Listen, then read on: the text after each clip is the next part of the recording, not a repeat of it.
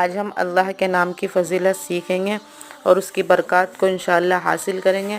حدیث شریف میں آیا ہے کہ رسول اللہ صلی اللہ علیہ وسلم نے ارشاد فرمایا کہ اللہ تعالیٰ کے اسماء الحسنی جن کے ساتھ دعا مانگنے کا ہمیں حکم دیا گیا ہے 99 نام ہے، جو شخص ان کا احاطہ کرے گا یعنی یاد کر لے گا اور پڑھتا رہے گا وہ جنت میں داخل ہوگا۔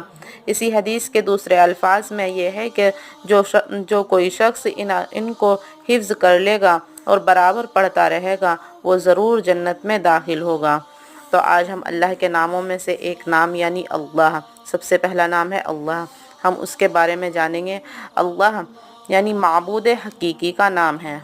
جو شخص روزانہ 1000 مرتبہ یا اللہ پڑھے گا انشاءاللہ اس کے دل سے تمام سقوط و شبہات دور ہو جائیں گے اور عزم و یقین کی قوت نصیب ہوگی۔